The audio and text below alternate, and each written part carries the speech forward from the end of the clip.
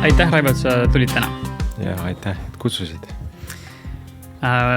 Mul suur excitement, elevus sellega seoses, kui sa ütled, et võiks meestest rääkida. Et kui saada teha nagu vestlust meestest rääkida. Kohe me jõuame mingisuguse põneva küsimuseni ka, mille kohta on kindlasti sinu perspektiivi hästi huvitav kuulata. Ma just räägin lühidalt, mis mul näiteks seostub praegusel ajal mehelikkuse või maskuliinsusega, kui ma neid sõnu kuulen. Ja lühidalt öeldes, nii nagu vast miljonid mehed üle maailma viimaste aastate jooksul, viimase 2-3 aasta jooksul on kuulnud, siis vast Jordan Peterson on keegi suur tegelane, kes nagu meenub esimesena. Ja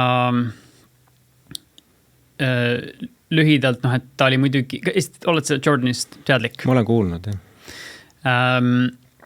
Ta oli vahepeal nagu haige ja kliinikute vahet käis ja nüüd ta on siis nagu tagasi, aga hiljuti sõna võtnud ja samas jälle nagu rääkinud meeste teemadel ka. Sest et mingi fenomeni tõttu väidetavad 70%, võib-olla 60%, aga tõenäoliselt rohkem on mehed, kes tema asju kuulavad ja tema lecture'itel siis nagu laengutel käisid üle maailma kohal. Mina seal hulgas. Et lihtsalt sükene huvitav asi, mis ma panin lihtsalt enne kirja, enne saadet. Ja siis hästi huvitavasti kuulda, kuidas sa seda asja nagu näed. Et Petersoni nagu point, mida ta siis hiljuti ka kliinikust väljudes nüüd on ülekorrand, on see, et maskuliinsus sümboliseerib korda. Et kui kord ja kaos, siis maskuliinne pool on just see korra pool. Et kui see on korrupeerunud, siis seda korda nii-öelda loob võim ja jõud. Miks see on siis paljude nagu vastukarva ka, et nii palju korruptsiooni ja kogu see kord siis luuakse mingisuguse jõu või nagu mingi isegi võib-olla vägivalla läbi. Kui see ei ole nagu korrupeerunud, et kui see korra loomine on balansis, siis saavutatakse see läbi kompetentsi, on ju. Mõnes mõttes siis meritokraatia, on ju. Et kui oskused on olemas, on ju, siis läbi nende õigete oskuse, selle valmisoleku on sul võimalus luua korda oma elus eelkõige. Kuidas see selline teema sind kõnetab ja selline kord kui maskuliinne aspekt? Jaa, väga huvitav küsimus ja huvitav teema, et mul on alati kuidagi see korra teema kaasas elus olnud ja ma olen seda kuidagi vähendanud, et õige mees tegelikult on see, kellel on sokid laiali ja õllepudel nurgas on, et see on nagu õige mees on. Ja ma näen, mul on hästi tugev programm on sees olnud, et seda korda nagu luua üldse iseenda elus või üldse ka ruumis, siis mul on mingi selline uskumus olnud, et see ei ole okei. Ja kuidagi peitnud enda sees seda. Ja see tuli kuidagi nii nähtavaks, et mu elukaaslane Kristel nägi, et midagi nagu toimub mu sees selle korra loomisega ja ütles, et muutis uskumust. Ütles, et kuule, mis siis, kui sul see, mida sa nagu vähendad enda puhul, et sul meeldib nagu kord, et mis siis, kui see on hoopis sinu tugevus selle asemel, et see on sinu nõrkus nagu. Minu uskumus on ühiskonna poolt see, et õige mees ongi see nõuke, kes labrakas, et üldse nagu ei loo seda korda enda sisse. Ja mõtlesin, kuidas see nagu võimalik on, et see on minu tugevus hoopis. Ta ütles, et aga mis siis, kui see, mida sa teed täna, et siin ongi seda nagu väga vaja. Just seda poolt nagu, et sa tunnetad ruumi, sa oskad ruumi hoida ja ruumi hoidmine tegelikult on põhiolemus, mida me siin meestena tegelikult teeme tegelikult üheks. Ja kui sul seda nagu tunnetust ei oleks, võib-olla ka energeetilise tasandil, et siis ilmselt seal tekiks nagu kaos sisse. Ma olen hästi nõus, et meie see võib-olla olemus ongi meestel see, et seda korda nagu luua eelkõige iseenda sees ja läbi iseenda tunnetuse seda nagu välispidiselt nagu luua. Ja ma usun, et see tekitab turvalise ruumi, ma tunnen sellist asja. Et kui sa oled nagu turvalises ruumis, oled see siis üksinda seal või on sul sellised lähedased seal ka pere, väga suur erinevus, kas on seal kaos seal ruumis või on seal turvatunne seeseks. Ja ma usun, et läbi selle me muutumegi, kui me suudame luua nagu ruumi, on siis kodu või ükskõik mis, eks. et kui on turvaline ruum, siis asjad juhtuvad. Aga mul on iseenesest huvitav teema ja ma arvan, et seda teemat võiks hästi pikalt tegelikult nagu rääkida, aga võib-olla see sisetunnetus, et mis on minu jaoks üldse nagu kord ja mis asi see nagu korra loomine üldse nagu tähendab minu jaoks. Minu jaoks on see tegelikult see sõnum olnud, et korra loomine hakkab minust iseendast pihta, ehk siis minu sisemaailmast. Et siin on nagu vaja seda tahet ja sihikindlust, et ja ma olen enda puhul näinud tegelikult, et mul kuidagi on kaasa tulnud selline kosmiline kingitus vist, ma tunnen, et see sihikindlus siia taha panna.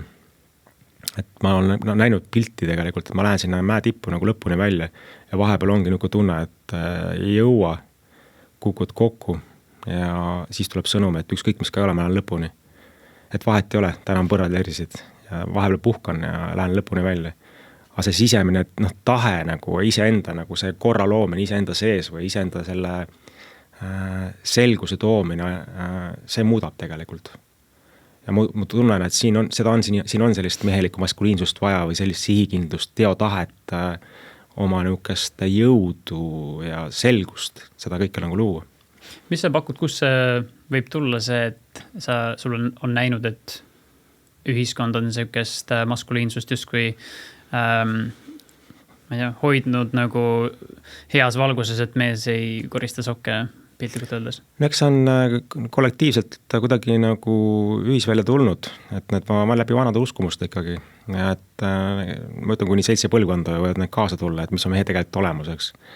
Ma olen täna tegelen selle pärast nagu meestega, et ise hakata aru saama, mis on mehe olemus üldse. Et ise meheks kasvada tegelikult.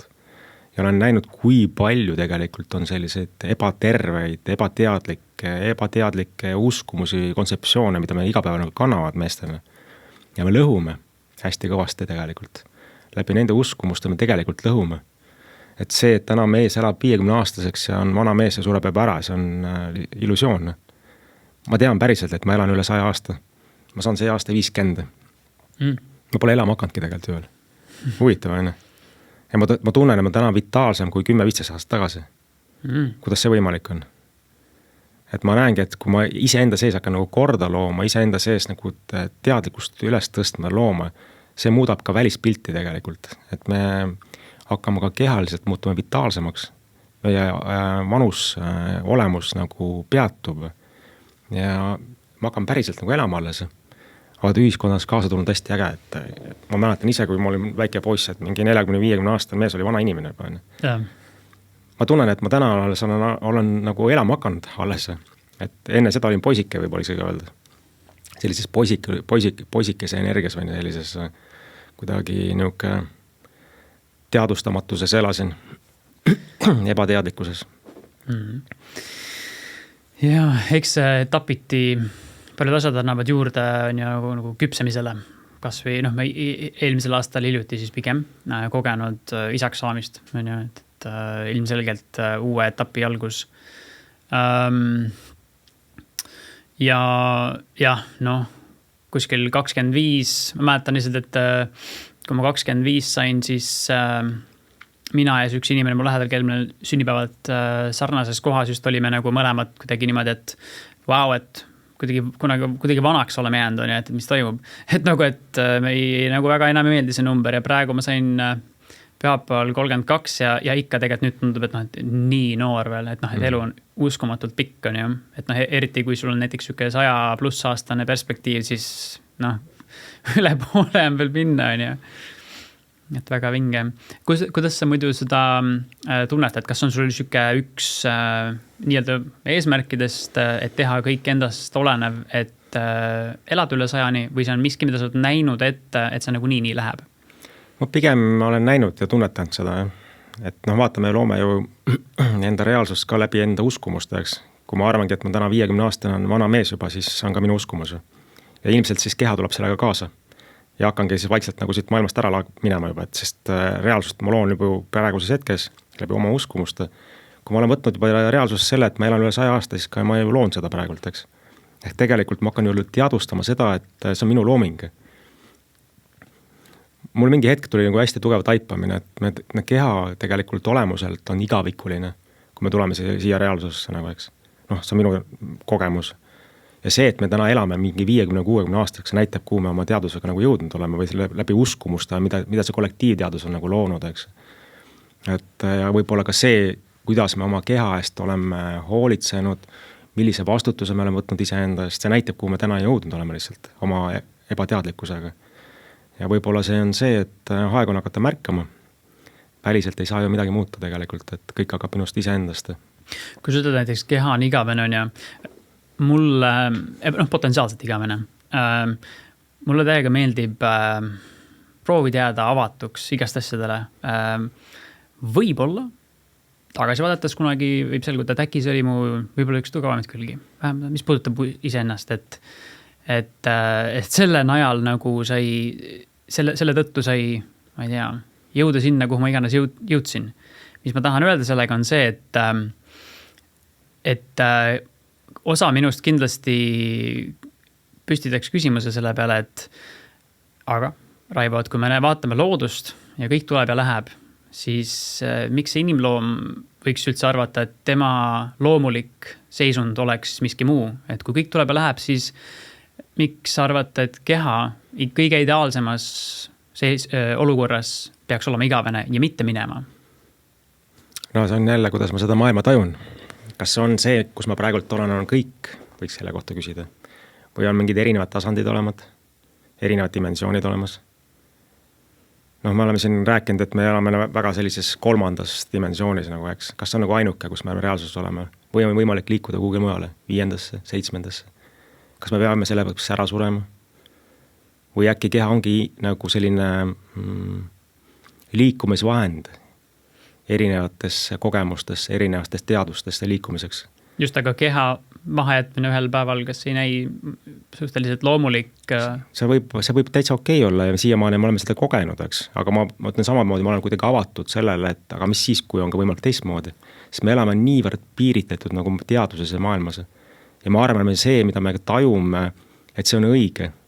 Ma ise enda puhul nagu kogen tegelikult aina rohkem see, et mida ma olen enda puhul nagu armanud, mis on õige. See on täiesti illusioon olnud.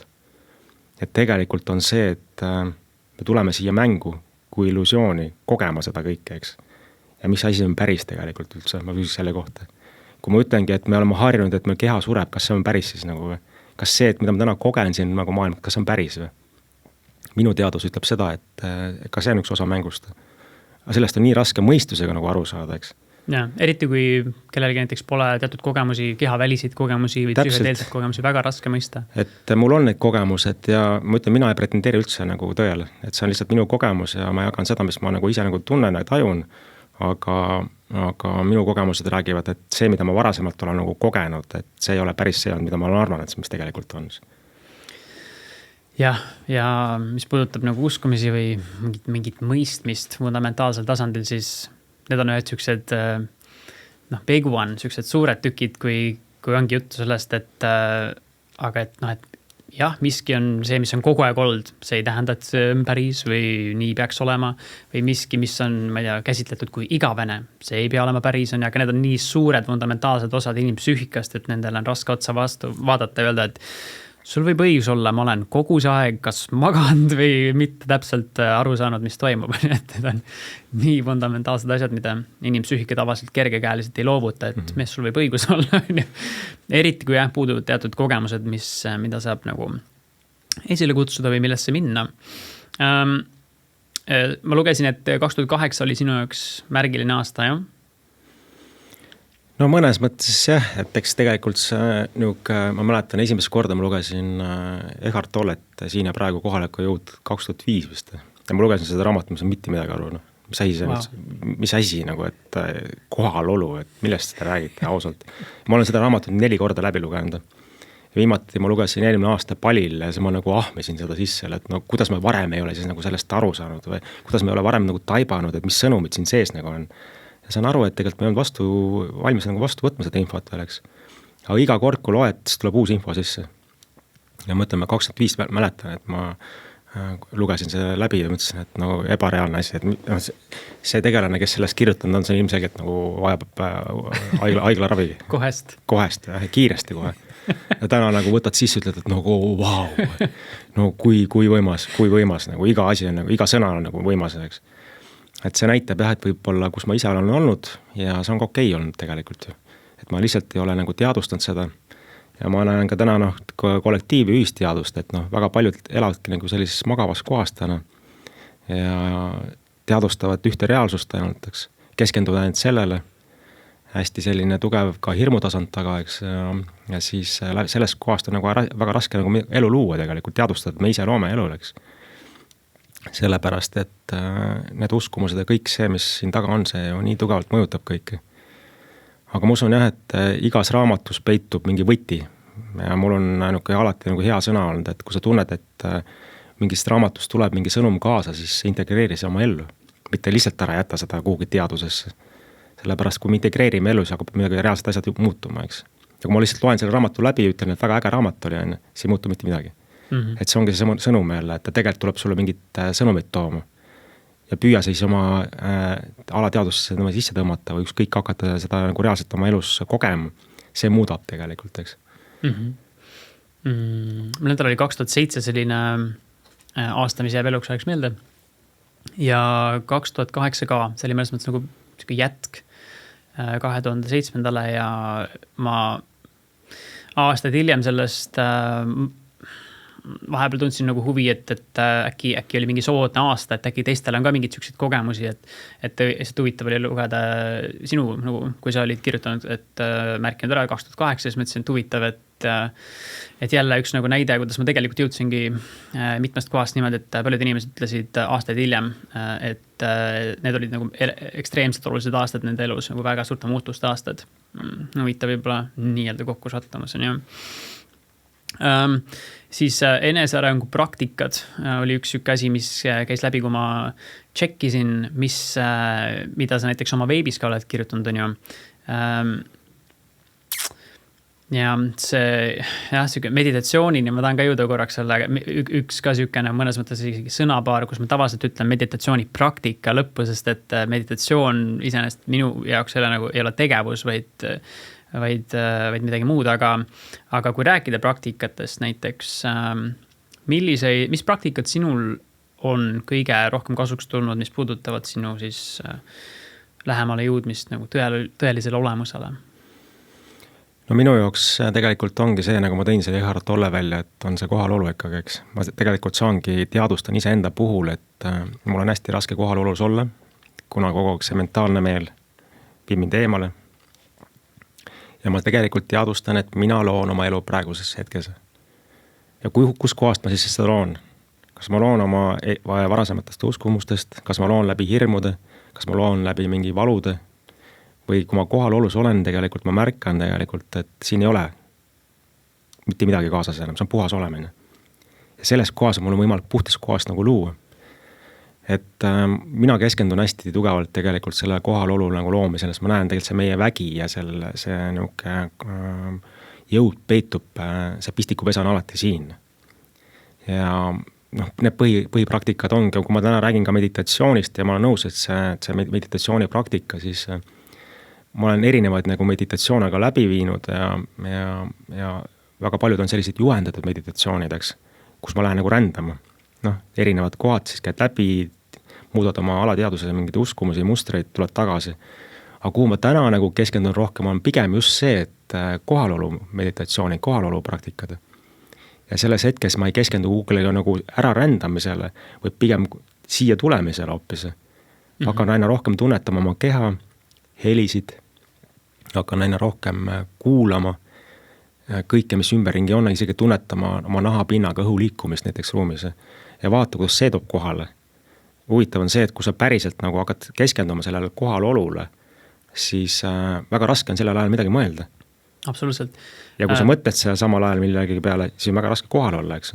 Ja huvitav on see, et aga mina loon ju nüüd.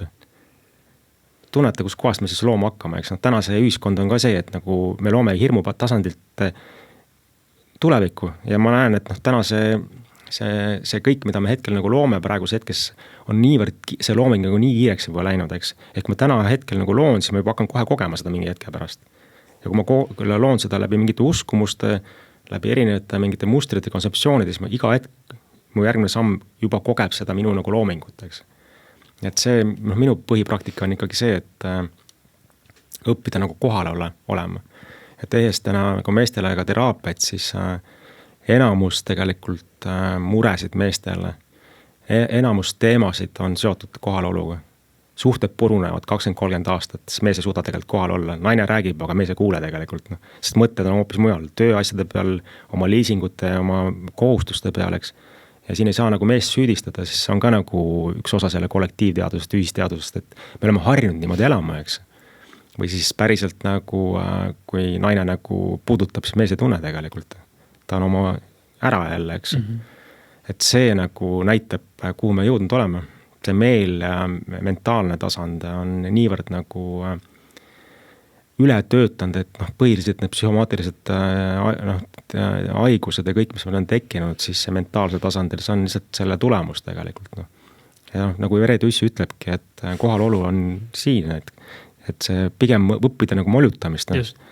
Et ma väga paljudele meestele kaasanud, et mine koju ja tund aega lihtsalt ole ja ära mitte midagi tee. Üli raske tegelikult on ja see lugu hakkab rääkima ja et siis ma olen ebapiisav, tööd ei teegi täna. Vaata, mis seal külmutuskapis oli ja ma pean mingi sõbrale helistama, vaata, mis telekast ikkagi on. See on see pigem kogu aeg see põgenemiskoht. Et see on, ma ise olen kogenud seda, nagu kui ma hakkasin seda nagu praktiseerima, see oli hästi ebamugav, kui ma mäletan, ma esimest korda ei länki tööle, kus seal hakkas nagu mängima taga, mis ma suren nüüd ära nüüd või? Ei teegi tööd enam või? Huvitav, või? Tegelikult see on nagu hästi-hästi huvitav, mis siin nagu meil siin ülekorrusel nagu toimub. Absoluutselt. Kas ma pakun adekvaatselt, et kui mõni meesterahvas tuleb su juurde, siis ta ise ei too seda välja, et Raivo, ole hea, vaata mind üle, et ma ei saa kohal olla, vaid ta ei olegi teadlik, et miks ta elu võib-olla natukene pekki kisub, et see on miski, milleni te jõuate. Täpselt, et see ongi see, et enamus ei olegi teadlikud. Ja ma ütlen, mina nagu endiselt ma ei tervenda kedagi.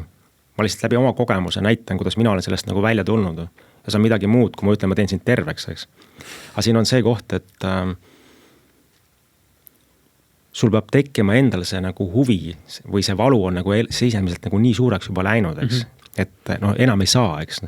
Ja enamus meestel on üldse kollektiivsel on ka ülevalt, me ei julge sellest valust läbi minna, valu lävist läbi minna. Ja minu kogemus on see, et kui ma julgen sellest läbi minna, selle taga on alati kergus.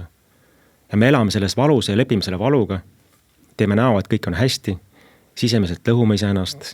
Ja on huvitav, siis on see, et kui me lõhume ise ennast nagu mentaalset tasandil läbi mõtete, läbi meeletasandi, see hakkab mingi hetk nagu siis füüsilisse tasandisse üle tulema, eks, füüsilisse kehasse. Ja meestel on põhiasi on siis süda, eks seotud sellise kurbuse, mingi valukehaga, lapsepõlve kogemused, erinevate mingit haiget saamistega, muretsemisega. Ja teine tasand on siis on eesnärme, mis on mehelikkusega seotud teemad kõik. Ja see on täitsa nagu, ma ütleks, see on see okei, aga aina rohkem mehi tulevad nende kohtadega, kus on juba mingi vähiteemad sees ja nii edaseks. See näitab, et ma olen kõike eiranud need sõnumid keha poolt, et enda puhul midagi muuta. Ja olen arvanud, et see ise enesest muutub. See uskumus on see, et küll läheb ise üle ja tegelikult ei muutu. Et ise pean lõpuks nagu aru hakkama saama, mis toimub ja muutma seda kõike. Kui sa ütled valu on ja ma tean täpselt, millele sa viitad, see on see sama valu, mille tulemusena nii mõnelgi on lihtsalt see mull lõhkend spontaanselt, sest et see on see valu, mida miski ei jaksa kannatada enam. Näiteks ma just mäletan, see kronoloogilises mõttes vist läks niipidi, et kui ma mainisin 2007, siis kõige vaimsem asi, mida ma seni selleks ajaks vast lugenud olin, oli Paulo Coelho, kes mind väga hakkas järsku kõnetama, polnud raamatut üldse kõnetanud, aga järsku oli siin mingi raamat, mis mind kõnetas.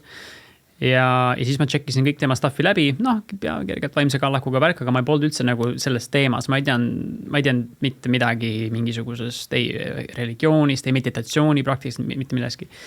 Aga igatahes 2007 oli põhjust, et oli minulegi siis ootamatult mingisugune valu, mida miski minus enam ei kannatanud. Või see, kes ma päriselt olen või sinna kanti, ei jaksanud seda kannatada.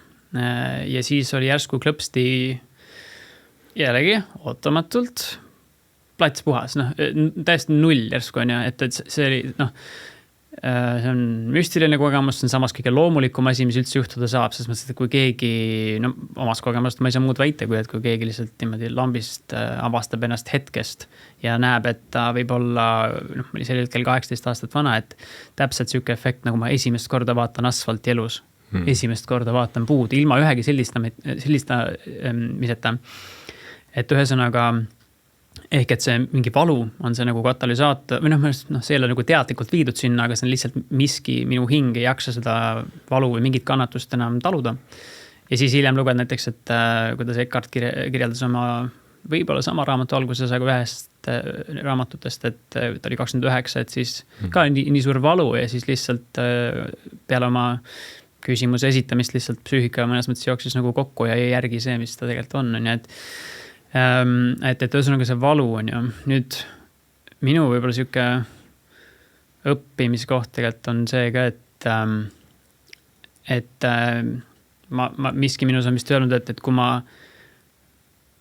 suutsin nagu mitte midagi tehes jõuda niuksesse kohta, mis kestis kuid ja aasta pärast kestis ka kuid ja siis on veel piisteliselt kestnud kuid ja kuid, noh pikalt, mitte niimoodi, et ma sain korraks millestki aru, aga noh niimoodi, et see on, näib just kui permanentne seisund on ju, siis mul on nagu raskuskoht on see, et ma olen umbes, et ei, et ma küll siin midagi praktiseerima ei hakka, et ma olen igav enda oma meelest, et küll ma siin, kui kannatus läheb piisavalt suureks, küll ma siis nagu loobun sellest või midagi sellist on, mis on täiesti absurd on ju.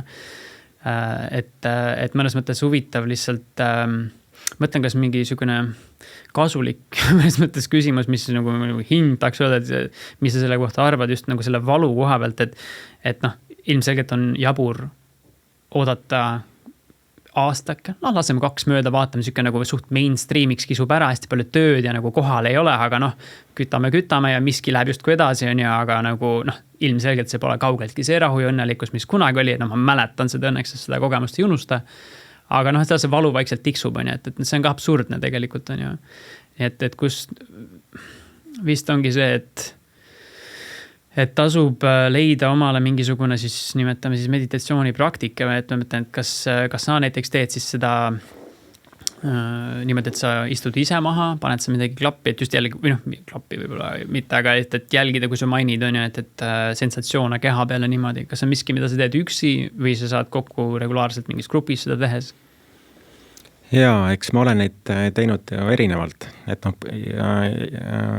enda praktika on ikkagi teen üksi, eks, aga ma teen ka praktikaid ja viin läbi tunde, kus inimesed käivad kohal. Aga kuulasin seda juttu, siis tuli selline mõnus sõnum kuidagi sisse, et selle valu koha pealt, et olles ise nagu hästi pikalt ka nagu ärimaailmas olnud tegelikult siin 25 aastat ärimaailmas ja pikalt kinnisvaras olnud, siis ma hästi selgelt nagu mäletasin, et küll ma nagu kõike nagu siis omasin ja nagu välispidises kõik oli olemas, siis sisemeselt ma tundsin hästi tugevalt sellist valu enda sees ja oli niuke rahul olematus. Ja päris ausalt pean ütlema, et elasin sellises ohvri rollis. Teisi süüdistades, kritiseerides, otsides põhjuseid, miks mina olen see nagu raskes kohas, miks mina pean valu tundma. No niuke võitlustasand kogu aeg, no, ebateadlikkuses ja siis ei saanud aru, et ma elan ohvri rollis. Et kõik teised olid süüdi, et mina olen selles kohas, kus ma täna olen, elan oma valus, siis mingi hetk ma sain tegelikult aru ja võib-olla see on nagu järelpidev sinuke teadlikkus olnud, et see ohvri rollis elamine oli ka mul vajalik tegelikult. Lõpuks sain aru. Sellepärast mingi hetk ma saingi aru, et ohvri roll ei ole vajalik enam. Ja minu kõjem taipamine tegelikult on see olnud, kus ma eelmine aasta taipasin valu olemust palil olles. Et ma olen pidanud valu võrdub halb minu jaoks olnud teaduses. Sest noh, alati, kui valu kogesin lapsepõlves, siis see oli halb. Keegi ei öelnud, et tore, sa valu koged või midagi sellist, eks. Ja minu uskumus on niivõrd selge olnud, et valu võrdub halb. Ja iga kord, kui ma siis kuskilt hakkan nägema, et kuskilt nagu valu hakkab tulema, siis ma teen kõik selleks, et põgeneda sellest valust siis. Ja mitte seda nagu vastu võtta. Mitte kogeda seda, eks. Et need valu kohad võivad erinevad olla. Ega see valu võib ka sellest olla, et ma olen varasemalt haiget saanud läbi mingi kogemuse, mis oli võib-olla lapsepõlves, aga elan tänases vanuses ikka seda veel läbi. võib-olla suhete teemal, võib-olla siis ka äri teemal, kus ma olen saanud mingit haiget kuskil, eks. Ja ma olen siis loon sellist turvalistusruumi enda ümber, et ma peaasi, et haiget ei saaks. Peaasi, et oleks kõik pehme, hea kogu aeg, niuke manna, pehme, niuke pattasid täis tuba, et peaasi, et valu ei kogeks, eks. Et noh, peaasi, et teen akna lahti, peaasi, et mingit tormi sisse tule, et kogu aeg võiks päike paista nagu, no niuke illusioon täiesti, eks. Ja seal tuli nagu nii tugev sõnum sisse, et mis siis, kui valu ei olegi halb üldse. Ja ma käisin palil, tundsin, et pean mingi hingetatoo endale tegema, tegin siia hingetasandile nagu ette endale seeks. Ja seal tuli nagu nii tugev sõnum sisse, mida see kohalik, ütleme siis Lõuna-Ameerikast pärit tegelane nagu rääkis ka, et valu olemas tegelikult ei ole halb. Et kui ma mehena kogen selle nagu valu ära enne. Ja see nagu, see koht ta ütles ka, et kui sa siia hakkad tegema, siis nagu 2-meetrised mehed ka nutavad siin. Ja ma juba tundsin seda hirmu, et ma reaalselt nagu ei taha seda kogeda, et see on nii hirmutav, eks. Ja mida ma kogesin, oli hoopis midagi muud. Ja see oli see, et kui ma hakkasin nagu rahulikult hingama sellesse valusse, ütlesin, et okei, ma võtan su vastu. Ma ei viitsi enam põgeneda, ma ei viitsi otsida mingit lahendusi, et kogu aeg ära põgeneda sellest valust, et küll ma siis põgenen ühte kohta või teise kohta, kiirtoitumine või ma ei tea, mis alkohol või mingi mõnuained, või peaasi, et ma seda kogu aeg, et ma võtan seekord nagu esimest korda selle valu niimoodi nagu vastu, et las tuleb siis, tule, mis siis juhtuda saab, suren ära, okei siis, mis siis, Ja kogemus oli see, et kui ma ütlesin, et see tule, siis ei olnudki hirmus. Või pigem, mida ma hakkasin kogema, oli see, et keha hakkas pakkuma nagu mingit moodi nagu endorfiine või mingit naudingut hoopis. Et ma ei kogenud seda nagu valu ja tunnen, et hea on olla.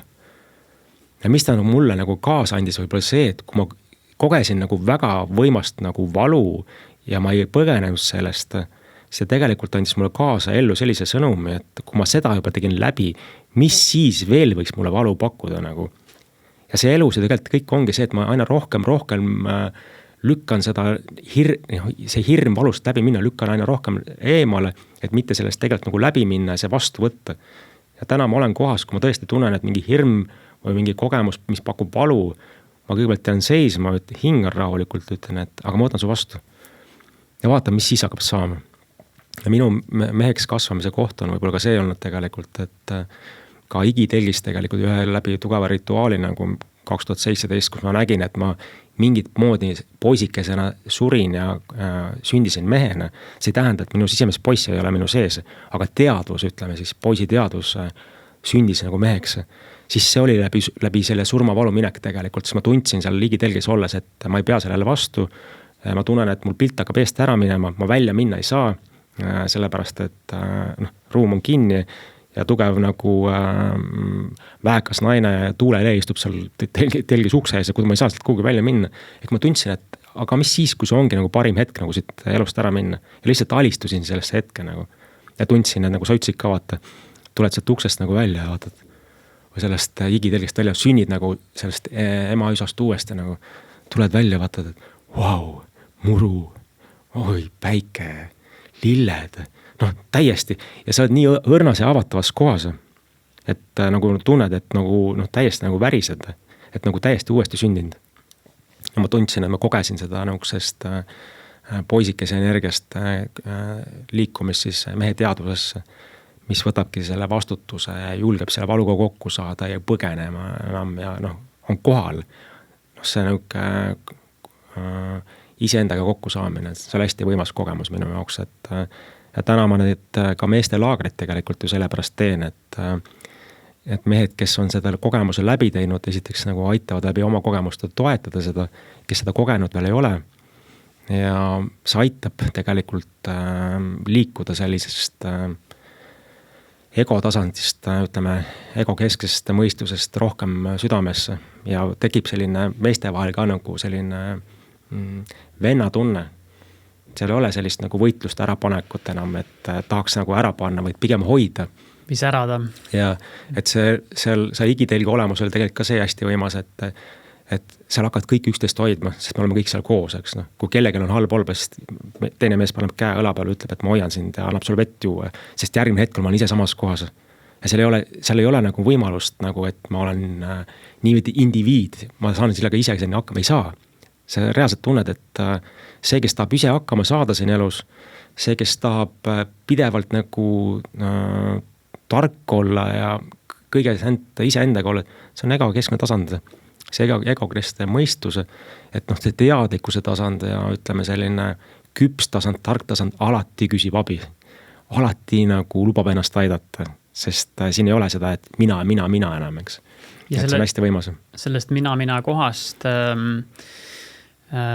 lähtudes saabki vist öelda, et see ingliskeelne sõna vulnerability või siis haavatavus on ja viski vähemalt, mis tuli mulle nagu üles, et see on nüüd see koht,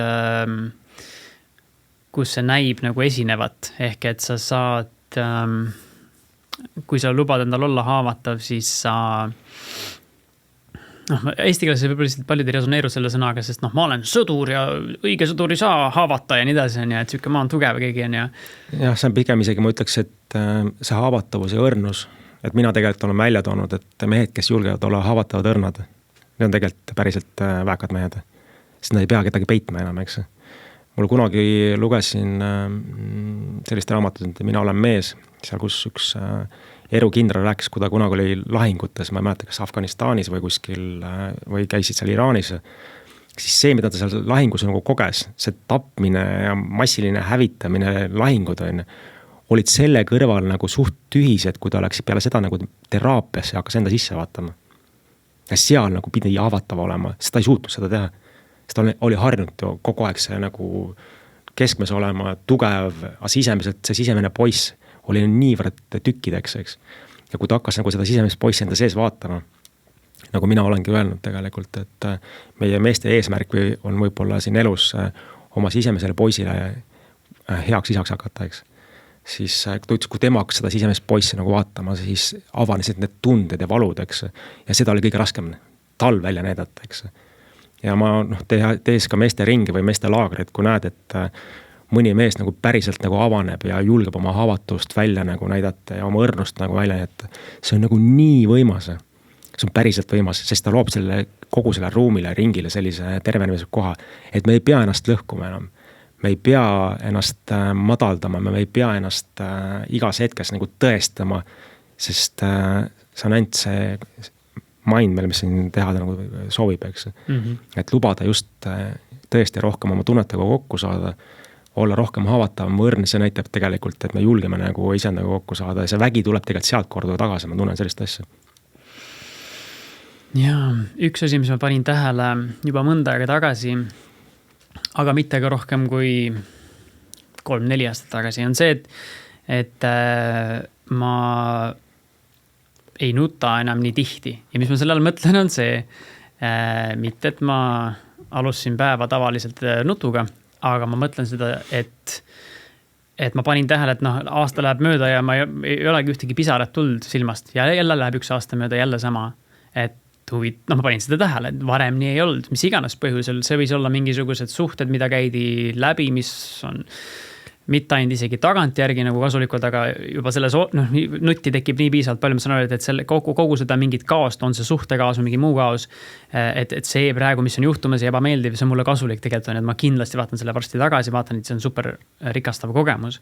Ühesõnaga, teatud raskuste ajal ikka on tulnud mõni pisar on ju, ja ma ei tea, teismel seas ka vast ei ole kuidagi, eriti muidugi enda eest neid varjanda, võib-olla siis teiste eest, aga mul ei ole olnud sellega nagu mingit, et kurat, ma ei saa nutta. Ma olen kuulnud, et mõnda meest on öelnud, ma ei oskagi nutta või ma ei saa nutta või ma mäletan, millal ma viimati nutsin on ja siis igatahes korraks nagu näiteks rääkides nutmisest, see on päris huvitav asi.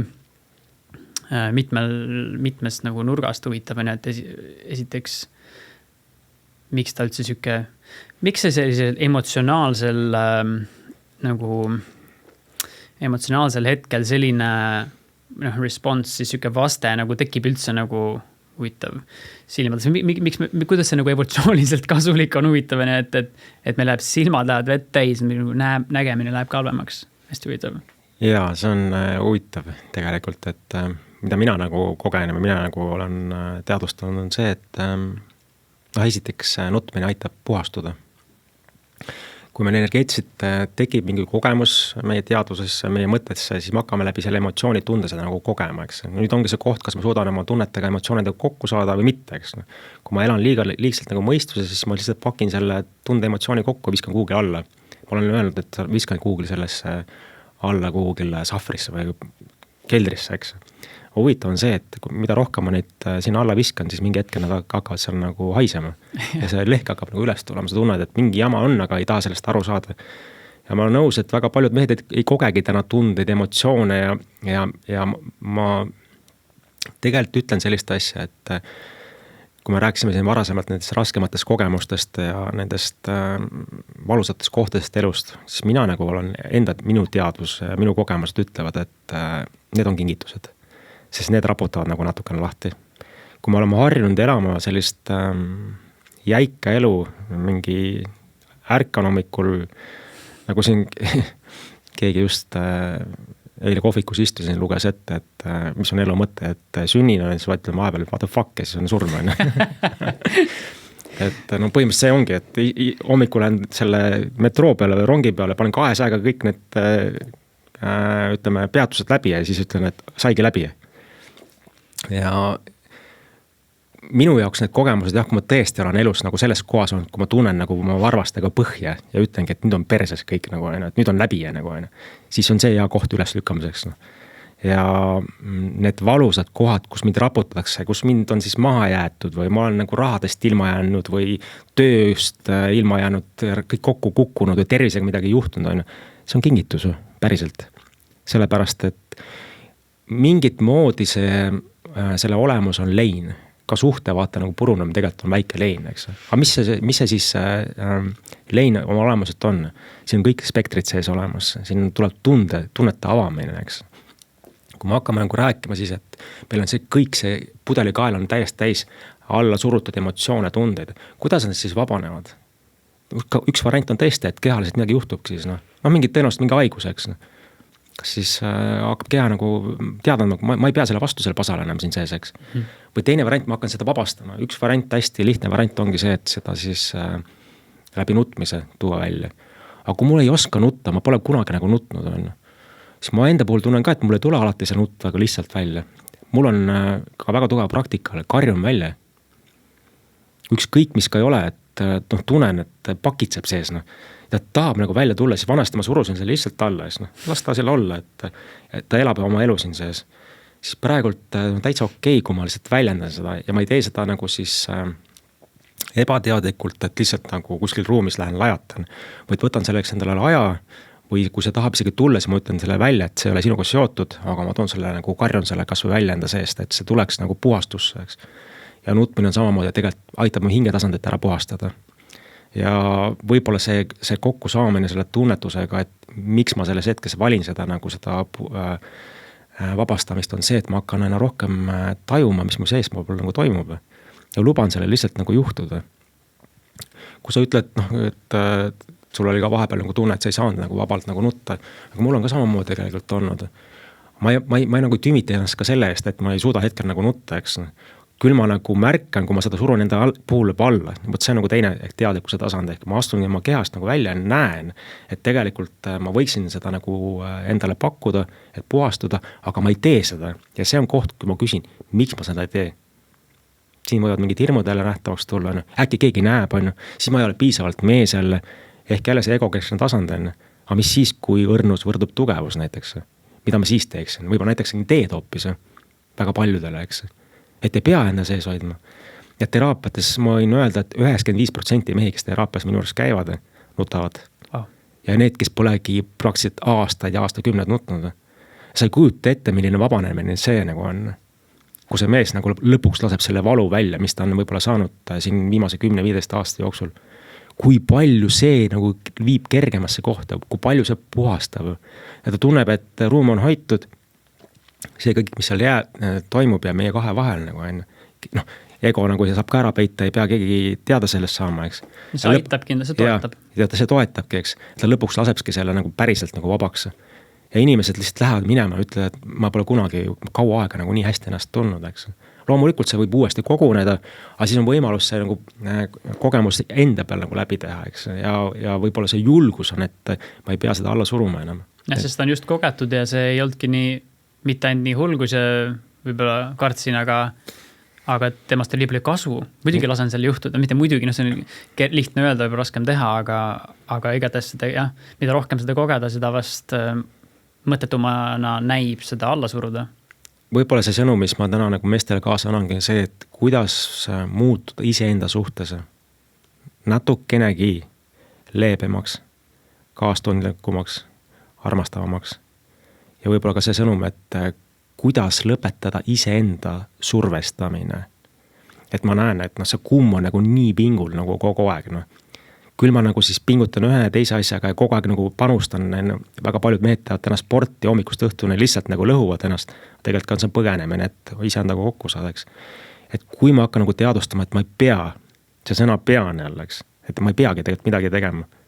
Et ma valin hoopis midagi teha, mis mul pakub nagu rõõmu. Ja kuidas nagu tuua seda kummi natukene lõdvemaks enda sisse. Sest tegelikult kõik see kohalolu ja kergus tekib läbi lõõgastumise, läbi lõdvestumise tegelikult. Ja see ongi see sõnum. Miks väga paljud täna nagu ka külmas käivad ja külmaga nagu kokku koos on, eks. See aitab tegelikult lõõgastuda, lõdvestuda. Ja kui sa nagu lõõgastud ja lõdvestust, siis see avab see on tegelikult potentsiaali, sa saad kontakti oma kõrgema teadvusega, avaneb intuitsioon, hakkavad hirmud ära kaduma sellepärast, et kui intuitsioon on kinni ja mul saan ainult vastused läbi sellise egokeskese mõistuse, siis on ainult kogemuste põhine. Aga elu ei ole ainult kogemused. Kuidas need uued kogemused üldse ellu tulevad, kui me ei luba need uusi kogemused tulla oma ellu. Sest valu on ees ja julge läbi minna. Et võib-olla see sõnum ongi see, et hüppa ja vaata, mis saab, mitte ära analüüsi. Et kui sa hüppad ja vaatad, mis saab, et siis ilmselt mitte kunagi ei hüppa. Ja elu, see ei ole elu. Ma usun, et päris elu ongi see, et sa päriselt julgedki oma elu elada ja julgedki nendest valukohtast läbi minna ja vaadata, mis siis saab. Et see on nagu, ma arvan, äge. Ma proovin korraks panna sellesse alguses räägitud Jordan Petersoni maskuliinsuse kirjelduse konteksti ühe näite. Ma tegelen trummidega näiteks, jah? 20 aastat ja pealegi olen tänaseks sellega tegelenud. Ütleme, et kui olukord oleks siukene, et minu juures käivad inimesed ja nad on rahul, ütleme, aga mulle meeldiks, kui mul oleks rohkem kliente, näiteks on ju. Siis kui sa ütled, et kirjeldad, et kumm on nii pingul on ju, siis näiteks ütleme, kui ma liiguks ka vales, mitte nagu jah, ütleme otse, mitte vales suunas. Et ka ajaks selle kummi niimoodi pingul, et okei, inimesed käivad, aga mul on rohkem inimesi vaja. Selle asemel, et nagu jällegi Petersoni kontekstis on, et ma hakkaks jõuga seda tegema, et okei, laen on raha, et teha netis reklaami, laen on raha, et teha tänaval reklaami, on ju, samal ajal ühesõnaga, et proovin seda korda luua läbi niimoodi jõu, on ju, ja ma ei tea, võib-olla isegi kerge vägivalla, siis ma palkan inimesi, ütleks, et tänaval jagaks flyierid ja paneks need inimestele kätte, on ju. Selle asemel, et teha seda näiteks läbi kompetentsi, siis on ju, et ma tulen siia ruumi, mõtlen, et okei, et mulle meeldiks, kui ma rohkem kliente, mis ma saan paremini teha, on ju, kuidas ma saan rohkem nagu kompetentsem olla. Nüüd tuleb tõenäoliselt mingi otsa siia see, mida ma tegelikult juba justkui nagu mingil määral teinud olen. Panin sinna mingid lõhnapulgad ette, meeldib siuke esmamulje. Teen ruumi korda, põrandad on enamasti puhtad. Kui ei ole, siis panen tähele, teen puhtaks. Liigutan asju niimoodi siuksesse kohta, et kui ma seal istun näiteks truumikomplekti taga, siis mulle meeldib see koht, kus ma ruumis istun. Teen mingid asju meeldivamaks ja lõpetades sellega, et võtan ise mõne kursuse ja arendan oma õpetamisoskust näiteks, enese väljendamisoskust, mis iganes mingit oskust on ja mitte hakka nagu jõuga seda tegema, ehk siis ajama seda kummi nii pingule, et kuidagi raisku ikka peab saama nagu kliente juurde, vaid keskendun ise endale rohkem ja panen tähele rohkem. Ja täitsa nõus suga jälle, et kui ma sellest ärimaailmast nagu välja astusin, hakkasin seda tegema, ma täna teen. Ja mul keskendunud sellele tegelikult, mis ma täna teen, eks. Et ma hakkasin ühte erinevust nagu nägema selles, et kui ma ärimaailmas nagu siis varasemalt kinnisvaras olin, siis hästi palju pidigi seda nagu jõuliselt nagu tegema, eks. Küll reklaamima raha kuhugile panema, et siis nähtavam olla. siis ma täna olen selles kohas, et ma ei reklaamine praktiliselt ennast üldse. Ja see, mis niinimetatud reklaam on tegelikult, on see, et kogemus, mida inimene minuga saab. Kuidas see ruum on hoitud, kuidas ta pärast ennast tunneb. Ja see on, mis ta räägib järgmisele. Ehk kui ma igas hetkes keskendun ja annan endast parima ja teen seda nagu läbi armastuse tasandi, ütleme nii, siis see on nagu see, mis tegelikult kutsub minu juurde nagu inimesi. Ja ma võin nagu, ma olen ka kogenud sellist asja, kus ma olen näinud, et pannakse hästi võimasse nagu raha mingi sündmuse alla, et seda nagu reklaamida ja tuleb mingi 4-5 inimest end kohale. Suur asi. Ja olen näinud asja, kus isegi keegi sellest midagi nagu ei räägi, on rahvas nagu kohal nagu on. Et võib-olla nagu märgata, mis kohast ma täna midagi teen. Ja ma olen nagu hea näide tegelikult see, et kui vaadata täna ka nagu restorane näiteks, et mulle meeldib nagu hästi süüa, ma naudin nagu toitu ja mulle meeldib ise ka süüa teha. Siis huvitav lihtsalt järgida seda, et kui ma nimetan seda nagu vanaema efektiks, et kui sa vanasti nagu vanaema juurde läksid, siis ükskõik mis toitu te tegi nuka, kui hea see nagu oleks. Ja siis ma täna näen ka, et see restorani ääris, et need inimesed, kes teevad nagu südamega toitu, nad võivad seal tabureti peale teha ja siin ei mahu nagu inimesed nagu ära nagu Itaalia kuskil mingites trattooriates. Siis kõrval on mingi fancy restoran, kus on kulda karda täis ja see on täiesti tühi nagu, eks. See näitabki tegelikult ära, et inimesed on muutunud tundlikumaks ja nad väga hindavad seda, kuidas see asi on nagu tehtud. Sisu, eks. Ja kui ma äris keskendun ka end sellele, kuidas teistest üle sõita, kuidas aina rohkem ise endale saada, selle jälle nagu egokeskne nagu tasand ja mida me olemegi nagu seda reaalselt nagu seda maailma nagu loonud, eks. Et nagu lõhkuv selline, eks. Et kuhu ma nagu lõpuks siis jõuan. Mina näen, et need ettevõtted ka äriliselt, kes täna keskenduvad sellele, et nagu aina rohkem ise endale see nagu poisikese tasand, mulle, eks. Mänguasja poes. Pankrot, reaalselt nagu seda asja. Ja kui sa keskendud sellele, et sa päriselt lähed nagu teenimisse, sa tood omad mingisuguse olemuse välja, mis sulle nagu keelist ruumi pakub. Ma arvan, et sa ei teeks seda täna siin sellepärast, et kuule kõik teised teevad ka, ma nüüd teen ka. See ei lähe sellega kaugele, eks. Sa teed seda sellepärast, sulle endal pakub see rõõmu, see annab ka mingit väärtust siia reaalsusesse, eks. Et kui ma keskendun sellele, et ükskõik mida ma ei tee, ma annan nendest parima ja ma olen nagu mingit moodi teenimises. No see ei tähenda seda, et ma nagu peaksin iseennast nagu kõrvale jätma, mina olen kõige tähtsam ikkagi, eks. Kui ma olen ise heas kohas, loon iseennast, ise olen endaga keskmes, loon ennast heas kohast, siis ma olen nagu sellesse kohta, et ma teenin. Ja usu mind, et see külluse tasand tuleb siis nagu igat pidi tagasi su juurde. Mida rohkem me julgeme avaneda oma tõelisel potentsiaalile, oma mingite annetele ja meil kõigil on tegelikult siia sündides väga tugev anne kaasa antud. Kui ma täna ei ole sellega veel kokku saanud, siis on see hea koht võib-olla vaadata. Aga see tekitab alati ülihea tunde seda on. Niuke entusiasm, wow, see on nii äge, mida ma võiksin sinna maailma nagu luua. Aga see ei ole see, et ma teen selle pärast, et teised teevad ka ja mul on vaja siis see ära maksta. See on tupik, see on selge, me oleme kõik siit läbi käinud. Enamus mehi, kellega mina olen kokku puutunud, kes on raskes kohas, on rääginud ühte samat juttu kogu aeg. Ja ma olen see alati hea näide kaasa tulnud, kus ühele samal päeval tulid 2 meest teraapiasse. Üks oli miljonär ja teine oli nagu täiesti tavaline raamatupidaja. Ja milline uskumus siis juhtis oli sama asi, et raamatupidaja jäi oma tööst mingit moodi ilma või palk kukkus 1500 pealt vist mingi 9 euro peale, kuna lasi mingi apsu sisse ja 3 aastat keris kogu aeg siis nagu miinust peale. Oli vaja siis rent maksta ära, söök ja ütles, et ei tule välja selle rahaga. Ja sama õhtul tuleb siis inimene, miljonär, tuntud inimene, kelle varad kukkusid 70 miljonit, 20 miljoni peale, ütles, et eluisu ei ole enam. Mõlemal inimesel eluisu ei olnud, kuigi ühel oli 20 miljonit ja teisel oli 1000 eurot, eks. Et see näitab, millised uskumused meid juhivad. Et võib-olla tegelikult ei peagi nagu palju olema, kui sa sisemiselt oled ise heas kohas ja lood seda läbi väärtust, läbi ise enda, läbi oma annete. Ja ma olengi nagu öelnud, et see ei ole enam töö, mida me nimetame siis kollektiivselt, vaid see on midagi muud juba.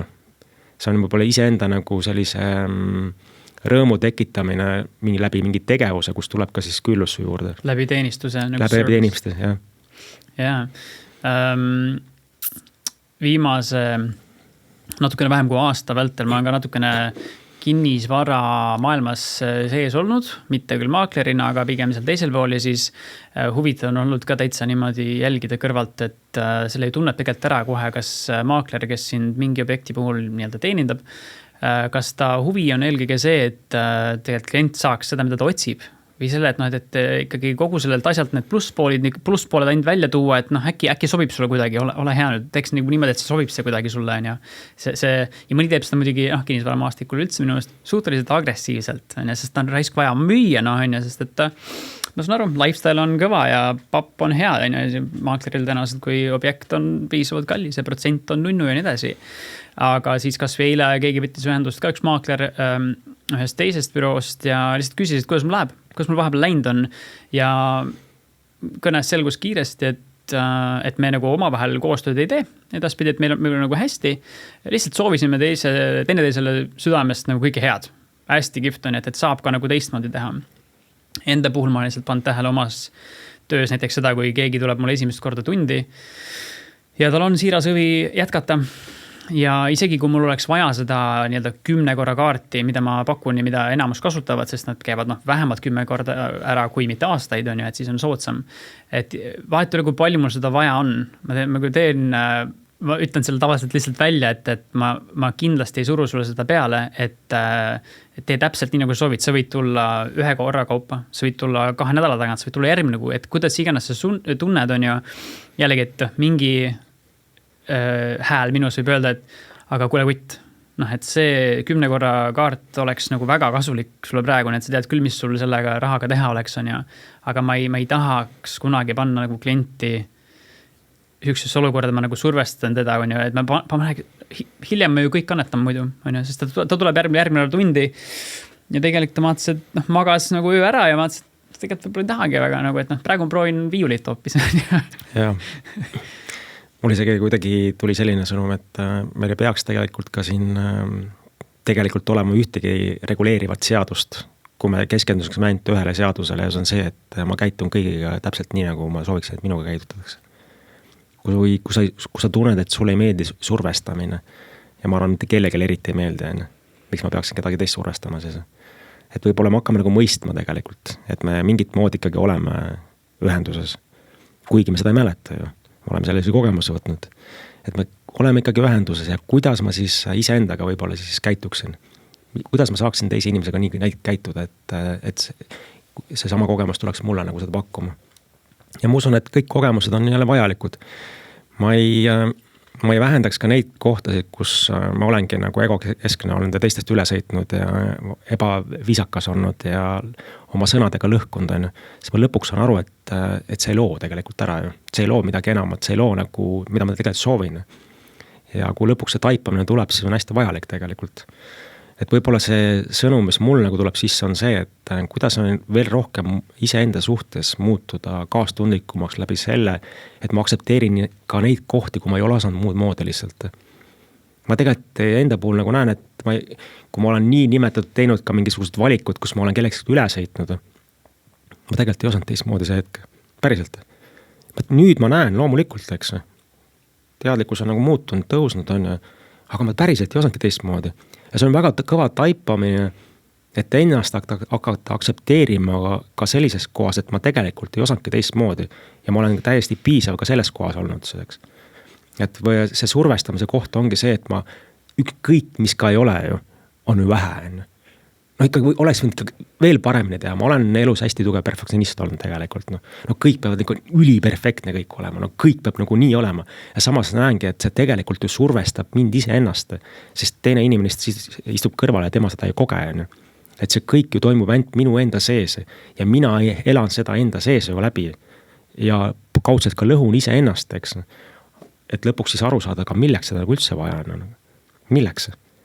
Lõpptulemus on see, et kui ma ise ennast nagu ära lõhun, mis see point nagu selles nagu on. Ja kui lõpuks ütlengi, et istun ja tõmban oma viimased hinge tõmbaid võib-olla siin elus on, mis see point nagu siis oli? Võib-olla oli ikka midagi muud hoopis. Ma arvan, et see ongi igaühe oma võib-olla avastustee ja ma ei ütlekski, et see üldse midagi vale on, et meil kõigil on oma tee ja sinna mäkke ronimiseks, et igaüks valib oma tee ja mina nagu täna vähemalt ma olen sellesse kohta jõudnud ja õpin aina rohkem seda, et ma püüan inimest mõista päriselt. Isegi siis, kui ta ei oska ise nagu võib-olla ennast näha, seda tegelikult peegeldub ka mind ise ennast. ja teiste inimeste aktsepteerimine võib-olla on nagu see koht, kus on raske mul olnud ja eelkõige iseenda aktsepteerimine. Et noh, alati on ikka mingi see koht, et mis õla peale see mingi väike tegelane räägib mulle ikkagi, et no see oli ikka vale ja siin oleks ikka paremini teha. Ikkagi vähe raha oled teenida, ikkagi suurem maja võiks olla ja ikkagi suurem auto võiks olla ja stopp, kes seda nagu tegelikult räägib? Miks ma peaks ennast lõhkuma üldse? Ja. Perfektsionism pole ka mulle võõras, õnneks või kahjuks, kokkuvõttes õnneks, sest et nüüd ma tean paremini. Mis ei tähenda, et miski ka perfektsionism ei oleks nagu täielikult taandunud, aga lihtsalt kui miski vaatad millelegi otsa, siis sa näed nagu selgemalt jälle, et mulle alati meelde, kui ma aastaid tagasi Toompel elades tulin oma toast välja köögi suunas ja lihtsalt viskasin nagu pusa voodi peale ja see jäi nagu seisma, vaatasin tagasi nagu, et mis ma just tegin. Et see oli seni olnud juba too much. Et mingi pusa kuskil vedeleb lihtsalt on ja niimoodi, et kõik on korras peab olema kuidagi. Ühelt poolt tore omadus, hea omadus on ju korra armastamine, korra loomine, aga ükski liialdus ei ole hea, et nii peaaegu mingisugune pusa tekitaks mingi ebameeldivust või midagi, et see ei tähenda, et see sinna ju jääb ja mis iganes mõistus võib hakata mõtlema, on ju tegelikult pöördeline hetk mõnes mõttes. See ei tähenda, et asjad oleks vähem korras, ma proovin nagu teha oma parimat, on ja aga lihtsalt, ja huvitav isegi kas või eile, mul on väike laps, on ju, suur tuba on sassis kogu aeg, on ju, kui okei mul sellega on, tegelikult vaatan, muidugi ma praktilised asjad on ja proovid seal laps üles liikuda ringi, astud jälle mingi asja otsa, on ju, natuke ebameeldiv, aga samas vaatad lihtsalt toas ringi, mõnes mõttes nagu paratamatu ka, midagi muud üle kui aktsepteerida seda, sest et sükest kaost hakata nagu veel ohjama oleks, meeletu pinge, ma arvan. Ja ma tahtsin sama näite tuua, et mul on ka väike tütar ja paar aastat tagasi oli väiksem, siis ta mängis ja siis olid kõik asjad laiali, eks. Ja mul tekitas sisse see, et korras peab olema ikka, ma olen ka nagu, me oleme sarnased tõenäoliselt, eks, et kõik peab korras olema, et hea mugav oleks olla. Iga kord, kui ta mängis, ma koristasin, mängis. Lõpuks ma olin täiesti nagu läbi, mõtlesin, ma ei jõua enam nagu, siis ma küsin, miks ma pean nagu kogu aeg koristama, nagu, et võiks mängib ära, õhtul koristan ära, okei, nagu.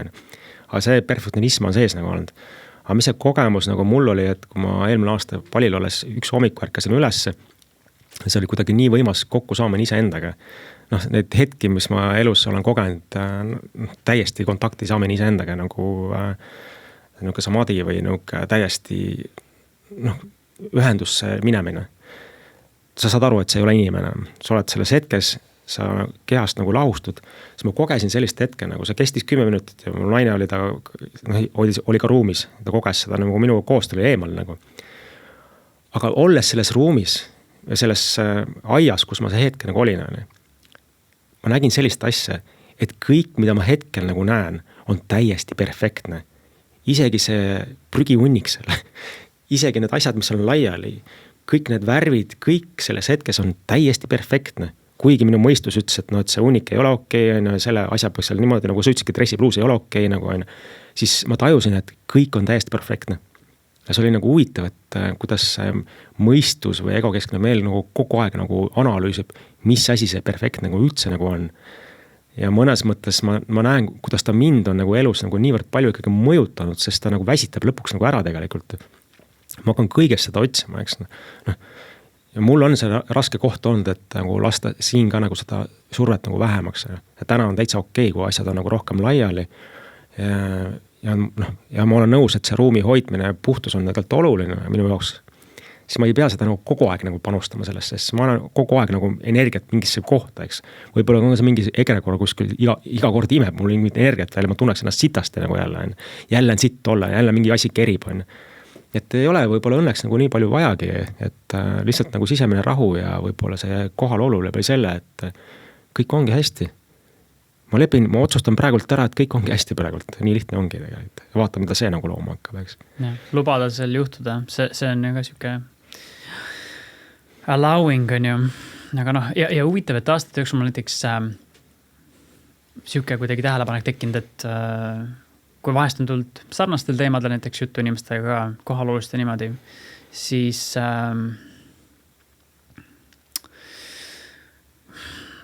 ma olen suhteliselt julgelt ikkagi tavaliselt öelnud ja mitte nagu tagasi öelnud oma sõnu kuidagi, et isegi ma ei tea, selles võib olla kergelt sükest ülbet tooni, et ma nagu, kuule, me ei hakkagi nagu rääkima sellest pikemalt, sest me räägime millestki, millest ei ole rääkida võimalik on ja, aga sa saad sellest aru, kui sa ikkagi väga tahad, siis saad. Kui sa pead tahtma seda. Mul siuke tunne, et vahest nagu jõuangi selle, et enda puhul ka. Ma pean seda ikkagi nagu, sa pead seda tahtma nagu. See ei ole niimoodi, et nagu okei, ma lähen süsteemiga, okei, ma tahan rahuda või istun maha. Või see ei saa olla, sa pead tõsiselt tahtma seda. Sul peab mõnes mõttes, ja just ka kuidagi jäänud see asi nagu käinud läbi aastate vältel, et sul peab mõnes mõttes tõsiselt siiber olema. Sa ei jaksa enam kannatada, nagu sa pead tõsiselt seda tahtma või nagu siiralt. Et siis on see, siis sa oled juba nagu lähemal, ma arvan, sellele, mida hing ihkab, on ju, rahu. Aga ma tahtsin korraks selle nutmise koha pealt mainida, et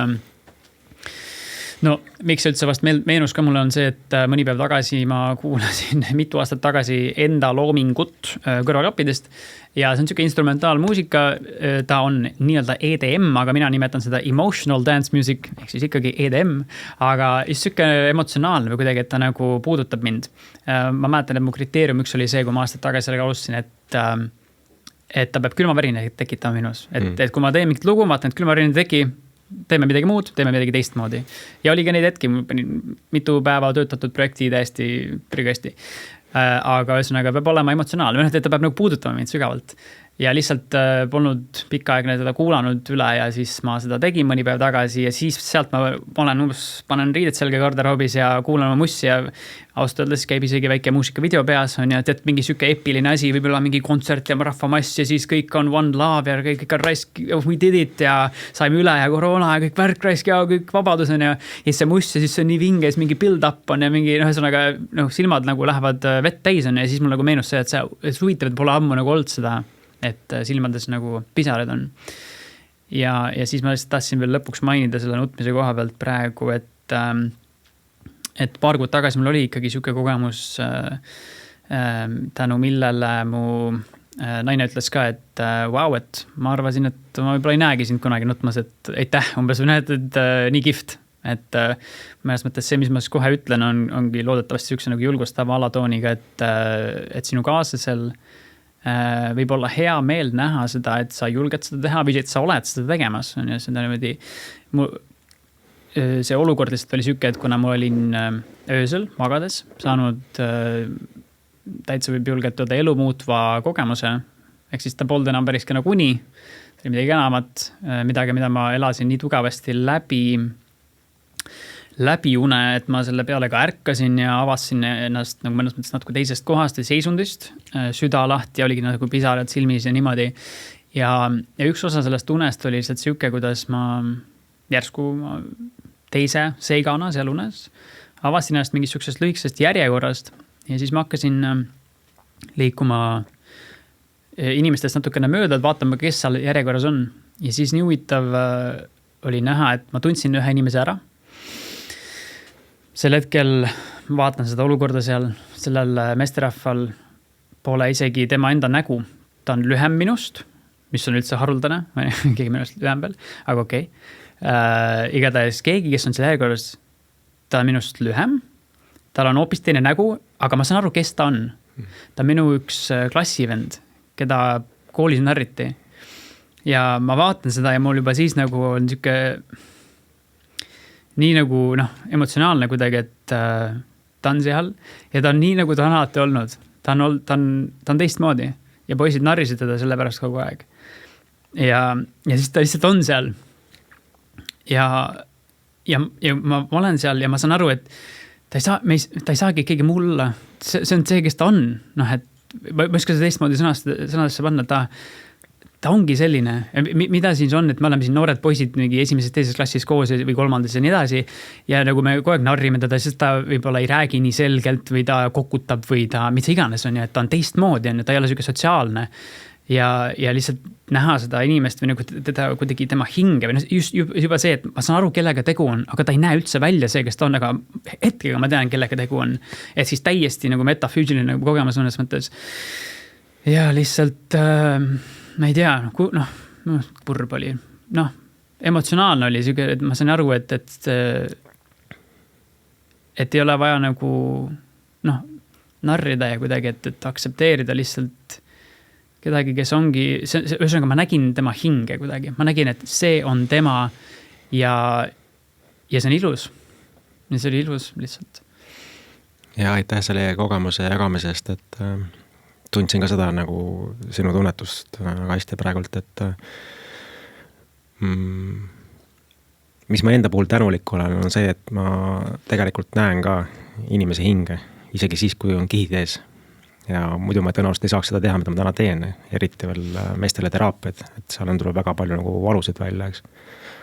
Aga mis on minu nagu teadvustamine või see taipamine on see, et meil on igal ühel oma lugu, nagu selle poisil, kellest sa pärast rääkisid. Siis see on täitsa okei, kui mees räägib nagu päriselt lahti oma loo, miks ta täna selline on. Kuidas võib-olla siis isa oli alkohoolik ja ema peksis teda, ma ei tea, mingi harjavarega vastu pead lihtsalt väikses peas, kui ta oli 2-3 aastane nagu on.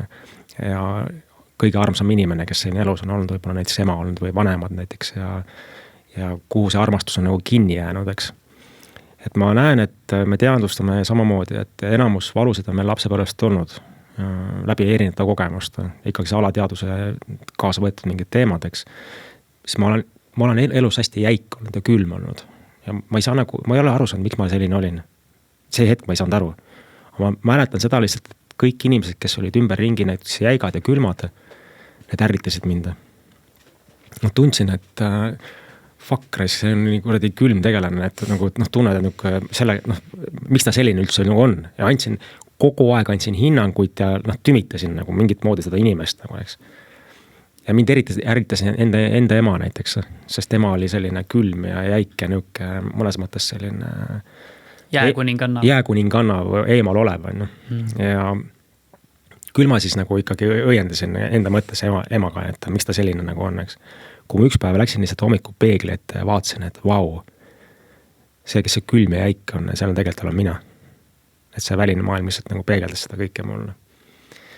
Ja miks ma see hetk küsisin enda käest, ma üldse tahan kaasa anda sellise asja, et kui sa tahad oma elus nagu midagi muutma hakata, siis hakka küsima, vahet ei ole kellegi käest või kuidas, et sa võid ka esitada küsimusi siis ükskõik kuhu, universumile või oma kõrgemale minale või vähemalt ükskõik kellele. Nii kaua, kui ma elan selles kohas, ma tean ise kõike ja ma elan siis tõenäoliselt nagu ebateadlikkuses ikkagi veel, sest kui ma küsimusi hakkan esitama, siis hakkavad juhtuma asjad. Ja siis ma küsisin enda käest või kõrgemalt teadvuselt, kõrgemalt minalt või ükskõik kellelt siis, et miks ma selline nagu olen täna, selline külm ja jäike. Tuli väga tugevad sõnumid sisse, et ma lihtsalt on haiget saanud. Ja ma ei mõtle siin nagu selles kohas, et ma olen füüsilist haiget saanud, vaid just hingeliselt on haiget saanud. Ja just võib-olla ka läbi nagu lapsepõlve kogemusta, kus ema võib-olla ei tulnud mulle lasteaeda järgi ja ma nutsin seal ja need erinevad kohad nagu, eks. Ja mis ma siis teinud olen, et siin maailmas nagu hakkama saada, ma olen selle südame tasandil kinni pannud. Mingi barjääri ette ehitanud või sellise müüri ette ehitanud. Et mitte haiget saada. Ja see ei ole vale olnud sellepärast, et kuidagi ju peab siin nagu, olen pidanud ju eksisteerima, sest kui ma elan selles hetkes nagu kogu aeg nagu avatud südamega, siis ma oleks ilmselt nagu täiesti katki poolnud, eks. Aga täna ma olen nagu sellesse kohta jõudnud, ma märkan seda, et ma olen neid haiget saamisi saanud ja tervendan enda sees neid kohtasid ja minu hing on nagu kasvanud ja ma ei ole enam see väike poiss, eks, mu hing on kasvanud ja täna ma ei karda ka enam pimedust, kuigi lapsepõlves kartsin, eks. Ja ma olengi nagu aru saanud, et kui ma enda sees nagu selle nagu läbi näen ja selle koha enda sees nagu ära tervendan, siis ma hakkasin muutuma soojemaks, paindlikumaks ja avatumaks teiste inimeste suhtes. Ja huvitav on see, et need inimesi, kes täna mind väliselt jäikusega ärritavad, praktiliselt ei ole enam, või on hästi vähe. Sest nad endiselt peegeldavad minu enda olemust, eks. Ma sain aru, et see on minu sees. Kui mina enda sees seda nagu muudan ja avan ennast uuesti ja ütlengi, et ma luban sellest valust nagu läbi tulla, see oli lihtsalt kogemus, siis muutub minu sees ja ma muutun ise avatumaks. Ja iga kord, kui tekib see sama asi mu sisse jälle, siis ma küsin enda käest, miks ma hetkel olen jälle kinni? Mida ma saan teha, et muutuda natukene avatumaks, paindlikumaks, soojemaks ja siis tulevad sõnumid sisse.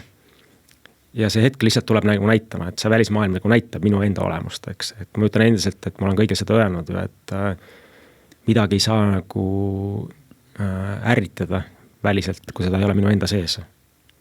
ja kui ma enda sees selle ära muudan, siis välismaailm muutub. Nii lihtne see tegelikult ongi. Ja vastupidi ei ole võimalik teha, see on ka minu kogemus. Küll ma olen püüdnud inimese korda teha, kes mind ärritavad ja oma elust nagu ära saata ja kõrvale lükata ja peast ma ei suhted ka nagu ärritavad. Saatsin kohe minema nagu, eks. Tuleb uus inimene sama asi jälle pihta. Jälle tuleb hakkab sama asi pihta. No lõpuks sain aru, et ei ole võimalik, et kuule, see on sinu sees. Ja täna, kui ma enda sees nagu ära muutnud olen, siis see muutub kõik hästi pehmemaks ja kergemaks minu jaoks on muutub. 2 näidet meenub seoses ärritumisega versus selle puudulikkusega, kui on olnud selliseid kontraste hästi järske. Üks on Eesti teed, ehk siis sõidan, ütleme, teisipäeval autos ja siuke tavaline ärritavus on, et raiss siit ma pean jälle mööda sõitma ja kurat siit ma saan jälle pihta ja kurat nüüd peps on juba valus ja mis toimub on ju, et sitad teed. On ju. Ja siis mis iganes on vahepeal juhtunud päeva jooksul on järgmine päev. Vaatad seda kontrasti pealt ja ei leia kuskilt mingit ärritavust on ju. Jällegi niisugused kontrastsed nagu sündmused jäävad vast meelde, on ju. Et ühesõnaga, aga see point on selles, et see on võimalik. On võimalik kulgeda näiteks Eesti teedel niimoodi, et see ei ärrita. Ma ei ütle, et see lihtne on, aga ma ei ütle, et see ka raske on. See on nagu individuaalne ja ühesõnaga see on võimalik. Teine näide on kommilett poes. Ühel päeval, 4 päeval lähed lihtsalt läbi sealt leti vahelt. Midagi ikka tahad. Midagi ikka võtad. Midagi ikka võtad. Ja tuleb reede, mis iganes on vahepeal juhtunud. Paratamatult läksid sealt läbi, sest et oli logistiliselt võib-olla lihtsalt läks nii. Ja mitte miski ei ütle, et ma saan siit midagi juurde. Mind ei ole võimalik rohkem täita. Nagu see annaks, mitte ainult ei annaks midagi juurde mulle, aga ta häiriks mu rahu. Et see kommilett nagu absoluutselt ei kõneta on ja jällegi kontrastne kogemus, mis võib-olla tuleb nüüd esile ja jääb meelde. Need ei pruugi olla nii kontrastid on ja need siuksed seesmised kasvamised võivad olla vabalt ju niisugused sujuvamad. On ju, et üks päev lihtsalt avastad, et huvitav ma polegi ammu kommileti juures käinud ja midagi sellist. See küsijaga mist meenub, et eile suure tormi läbi lapsega jalutasin õhtul ja siis kuulan mingit Ameerika mingit poliitilist kommentaari, mingit värki seal, mingit videosid, podcast'e. Ja siis mainitakse vast ka, et teatud asju ma sain üldse küsida ja nii edasi. Ja siis juba käib mõte läbi, et huvitav, et ma teen podcast'i, võiks olla sükene segment või osa nagu ka mingist oma sellest channelist, et ma võtan mingisuguse video ette ja siis küsin küsimusi ja nagu teen üksi põhimõtteliselt või kommenteerin ja aga küsin küsimusi, et süke eile ka süke meeldetuletus, kuivõrd oluline küsida küsimusi on ju. Aga mis ma sult uurin praegu on, et meil on just kui mingi pandeemia periood praegu on ju. Mis on mingi seltskonnas tõenäoliselt küsitav, et mis see pandeemia ikka on ja kas ikka on ja nii edasi on, aga mingi seltskond ütleb, et pandeemia on ju. Tõesõnaga see praegune periood. Mis puudutab nagu selle praeguse olukorra kohta küsimust ja avalikult selle tegemist on ju. Kas sa näed, et üldse sellel on nagu mõte või mida sa enda jaoks oled teinud? Näed palju postitusi koroona teemadel ja kogu see, mis puudutab Eesti valitsust ja nii edasi.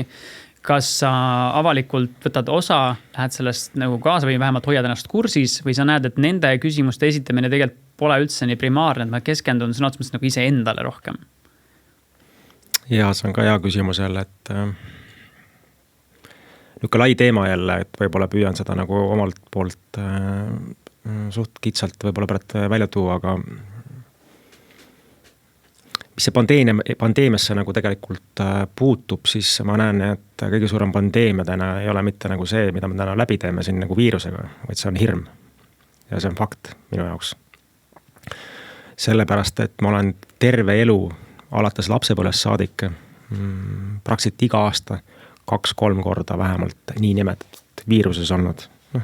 Mingi kurk, nina, tätt jookseb nagu ja 2 nädalat mingi see nagu on, eks. Või palavik. Ja palavik, nagu siis ma täna olen jõudnud kohta, kus ma ei ole kunagi nii terve olnud.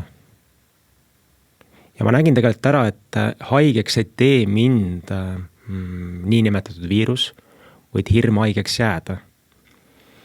sellepärast ma ütlen endiselt, et need viirused, mis meil täna siin maailmas on, need ei kao mitte kuhugile. Ainuke on see, kui vastuvõtlik mina täna olen.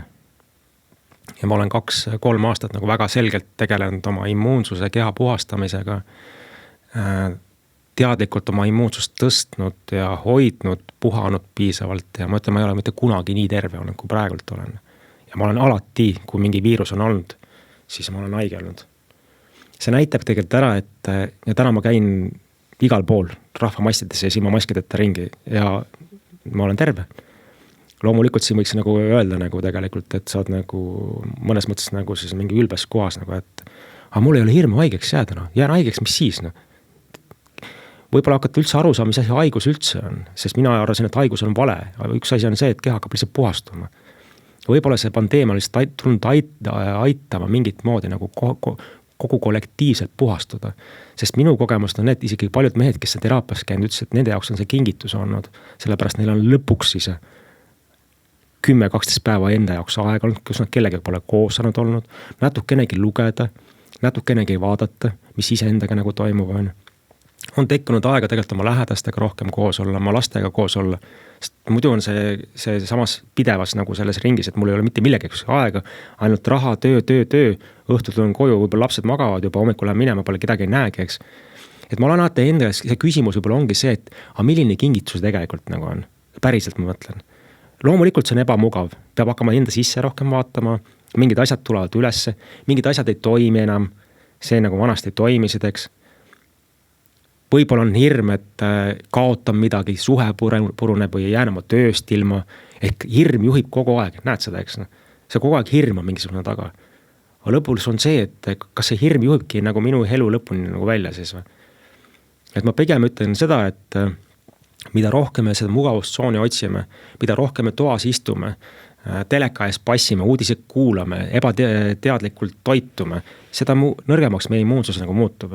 Mida rohkem me oleme looduses, mida rohkem me teadlikult toitume, värsket õhku hingame, puhast vett joome nagu, ja me saime sinuga allikuras kokku ükskord.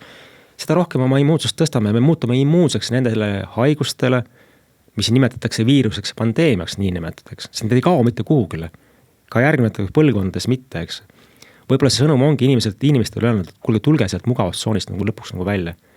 Tehke enda jaoks midagi, mis saaks teid natukene paremasse kohta viia. Sest keegi ei saa mind muuta, kui ma ise seda ei tee. Ja ma tunnen, et see mõnes mõttes on kingitus, ta lükkab sellest mugavustsoonist täna välja. See ei toimine see maailm niimoodi. Me ei soovi selles maailmas elada, kus me lihtsalt hävitame seda planeeti hommikust õhtule, lihtsalt elama enda nagu nimel, et endal mugavam oleks, eks. Immuunsus kukub täiesti nagu alla, me ei ole kontaktis oma ülkse väe, mitte millegiga, eks. Ja siis süüdistame kõike nagu teisi. Ja ma täiesti mõistan inimesi, kes täna nagu on selles kohas. Ja ma ei anna ka selles mõttes hinnanguid, sellepärast ma olen ise samas kohas jälle olnud, eks. Ja ma ei lähe selle nagu niinimetatud egregoriga kaasa, sellepärast ma näen, et see on üks osa nagu sellest, mis me kõik võib-olla lõpuks nagu toetab.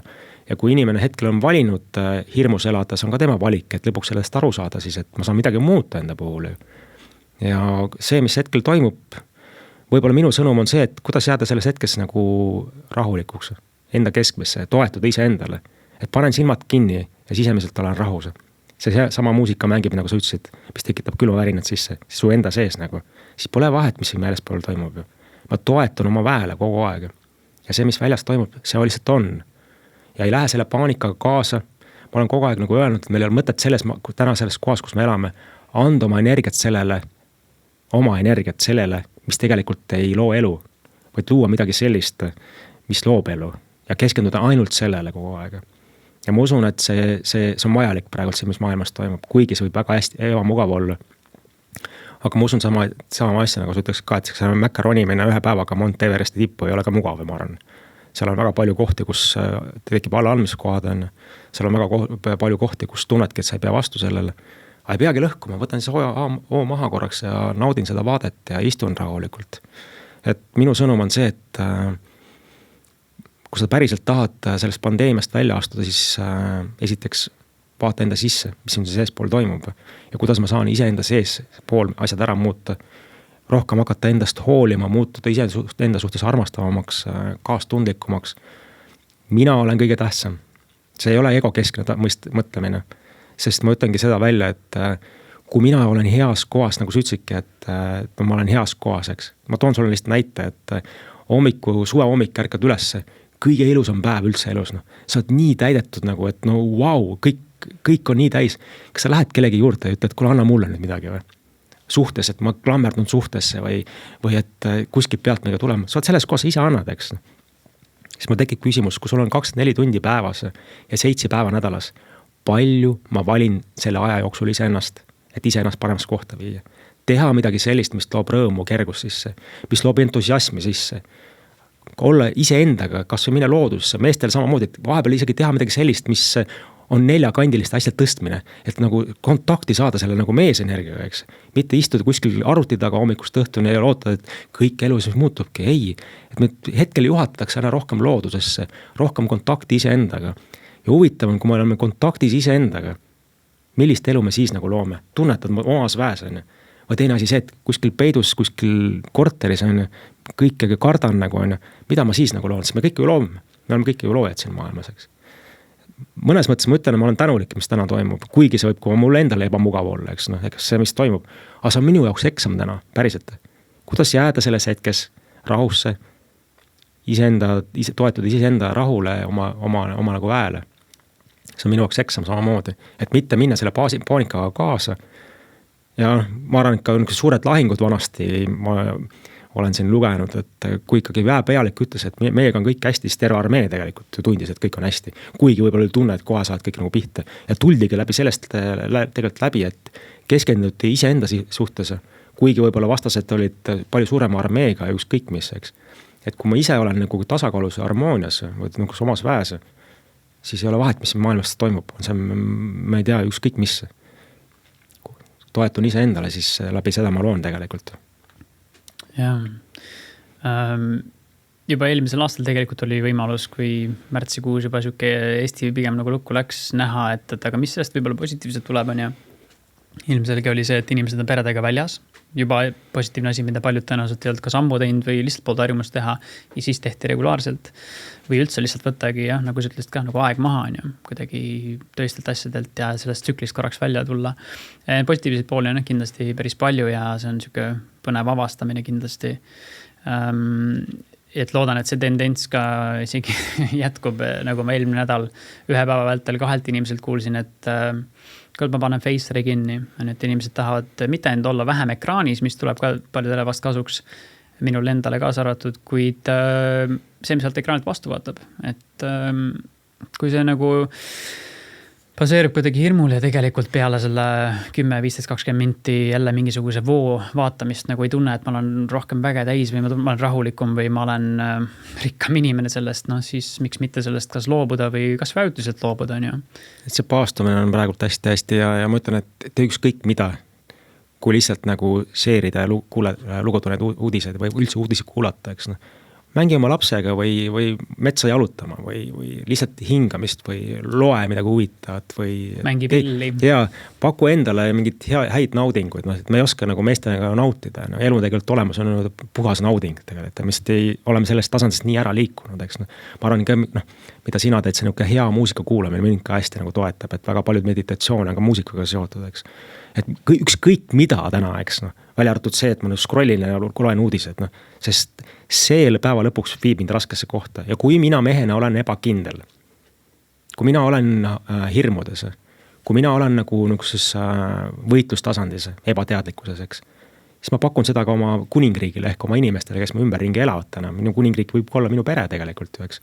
Nemad ju kõik tunnetavad seda, eks. Kui mees on tasakaalust väljas, kui mees on hirmudes, kui kuningas on hirmudes, siis kogevad kõik ümberringi seda. Ja kui mees on kohal, mees elab omas väes, rahus, tasakaalus, empaatias, kaastundes, ta on võimas siis, noh. Vahet ei ole, mis ümberringi toimub. Aga need kõik ka pereliikmed näiteks ümberringi ja nad tunnevad, et mees on omaga kontaktis ja neid mehi ei ole päna palju. Ja ma arvan, et see, mis see pandeemia nii niimoodi on pakundki, on see, et kuulge mehed, aeg on tulla oma väe sisse. Aeg on võtta enda eest vastutus, oma elus täielik vastutuse. Ma olen ka elus selles kohas elanud, kus on üliraske on vastutus võtta. Noh, üldse iseenda eest ja kõige eest nagu, sest hirmud on kogu taga jooksnud, eks. Sest täna ma küll keskendun rohkem sellele, et kuidas võtta täielik vastutus iseenda eest ja selle eest, mida ma loon. Ja kui ma täna tõesti näen siin maailmas, et midagi on nagu paigast ära, siis ma vanasti keerasin lihtsalt pea ära. Pohhu ees. Aga täna ütlen, et mida ma saan teha, et see asi nagu muutuks. Ja see ei ole see, et ma sekkun, vaid samamoodi küsingi, kas ma saan sulle abi näiteks pakkuda, kuidas ma saan sind toetada näiteks, sest järgmine hetkel ma olen ise võib-olla samas kohas. Me tegelikult inimestena oleme kõik head, me lihtsalt ei mäleta seda. See võitlus on loodud läbi ebateadlikkuse. Ja võib-olla mis hetkel nagu loob meie sisse, ongi see, et hakata uuesti märkama, et me oleme tegelikult ühenduses. Veel suuremat ühendust omavahel looma hakata. Veel rohkem liikuda sellest mõistusest 25 sentimeetrit allapoole südamesse ja märgata, kes me tegelikult nagu oleme. Ja mida see nagu looma hakkab? Ma mõnes mõttes olen tänulik, et see elus on juhtunud, sellepärast ma paar aastat tagasi ütlesin välja, et mina selles reaalses maailmas ei soovi enam elada. Ja ma olen korduvalt seda nagu välja öelnud ja mingid asjad hakkasid siis juhtuma. Sest kui me istume nagu 7,5 miljardit istub oksa peal, mille peal nad ise istuvad ja saevad seda oksa, siis ma küsin, kuhu me nagu kukume. Ja miks nagu no? Äkki see ei ole nagu see point nagu selles elus. Et hakata nagu päriselt vaatama, mida ma siia maailma nagu loon. Ja võib-olla see küsimus ongi see, et iga hommikul ma märkan üles, et mida mina täna mehena siia maailma loon. Kas ma loon siia maailma paanikat, hirmu, kannatusi, vägivaldsust või loon hoopis turvatunnet, kergust, rõõmu. Et see on hea koht mehena iga päev küsida. Ja kuidas ma saan seda nagu luua? See on jälle see küsimuse esitamine, eks? Et kuidas ma saan seda luua? Need vastused tulevad. Kui ikka tuleb, et nagu sa ütlesid ka, et ka see on ju kogemus, et vaatan päev läbi uudised nagu, ja õhtul olen nii perses kohas endaga, et nagu elan ainult hirmudes nagu on. Aitäh selle kogemusest, rohkem ei vaja seda, aitäh. Järgmine päev võib-olla olen käinud metsas ringi, ma elan linnast väljas üldse mere ja jõe ääres, lähen lihtsalt metsa ja istun mingi 15-20 minutit ja tunned nagu see kõik hajub nagu ära, mis ümber nagu ringi on, täiesti nagu vaikus tekib sisse. Küsin, mida ma selles hetkes nagu loon. Need on täiesti erinevad kohad. Ja ma usun, et kui iga mees enda sees või iga inimene enda sees selle muutus ära teeks, siis me liiguksime inimestena väga ägedasse kohta. Ja see ongi võib-olla see teekond, et kus me täna oleme. Et julgus, võib-olla sa ütlen meil kaasa, et see, ma luban ennast aidata, luban abi vastu võtta. Sellepärast, kui ma tõesti täna ise ei oska või ei saa või ei taha, siis alati on abi olemas, kui ma ise seda valmis vastu võtma, eks. Ja nii kaua, kui ma punin ja ütlen, et ma saan ise hakkama, sellepärast, et ma olen ise nii võimekas, ma enda puhul nagu näen sellist asja, et kui ma 2008 tõesti enam-vähem pihta hakkas mul, eks, siis ma vahepeal olin nii tugevas vaimses egos, et ma mõtlesin, ma päästan selle maailma üksinda siin ära, sest ma olen nii võimekas nagu on. Siis ma täna olen selles kohta jõudnud, et ma olen nagu väiksem kui miski. Pigem niisugusesse alandlikkusse tulnud või vaadatan seda, et vau, et see ongi siis nagu, et ja pigem kuidas ma saan teenida, et päriselt nagu teenida. Ma tunnengi, et ma olengi teenimisse tulnud siia, et mingit moodi missioonil, see on ikkagi väga tugeval missioonil ja ma julgen seda välja öelda tegelikult, sellepärast, et ma tunnen, et mul on elevus sees päriselt ja see on niisugune võimas kande, ta nagu paneb mind elama, et ma tunnen, et me nagu liigume paremasse kohta kõike ja ma olen täitsa kindel, et kõik ei tulegi kaasa ja võib-olla ei peagi tulema. See igaüks teeb oma valikud ja mina ei survesta mitte kedagi. Kui sa oled teinud otsuse, et sa ei vali ja soovid edasi elada sellises hirmus, õeluses, mingites pandeemiates, sõjas, vägivaldsuses, see on sinu valik. Mina valin midagi muud. Võib-olla ma lihtsalt olengi nagu otsustanud lihtsalt midagi muud valida ja nii lihtne see ongi. Mina loon seda elu. Kas ma pakun õigesti, et sina oma tänase tegevuse läbi koged ka, kuidas aeg peatub sel hetkel? Minu aega ei olegi olemas, päriselt ütlen. Kuna ma ei käi enam tööl juba, alates 2016 aastat või teen asju, mis mul nagu rõõmu tekitavad, siis ma ei tea, mis see aeg on. Sest kui tavaliselt ma elan põhimõtteliselt linnast väljas rannas, kui inimesed hommikul seda tavaliselt esmaspäeva hommikul tööle, siis mina olen randa, ma ei tea üldse mitte midagi. Mis see aeg ja päev on, mitte midagi ei tea. Sest mul ei ole seda asja enam. Aga vanasti ma mäletan, ma käisin tööl, ootasin reedet juba, et siis saaks nagu lõdvestuma hakata. Ja siis ma panin 2-3 päeva nagu pidu, sellepärast, et närvid oli nii läbi ja siis ülejäänud nädal aeg oli pohmelgu, aga ja elasin selles ratas sees ja saanud sellest kunagi nagu välja enam, eks. Sest täna mul ei ole aega enam, sellepärast, et ma olen keskendunud ainult sellele, mis mul tekitab rõõmu sisse, mis tekitab mul naudingut sisse. Ja huvitav on see, et ka see külluse tasand on paigas kogu aeg, et ei ole niisugust asja, et ma ei ela nagu ära, et ma elan väga hästi tegelikult, käin reisimas, kõik on olemas. aga uskumus oli see, et see ei ole võimalik.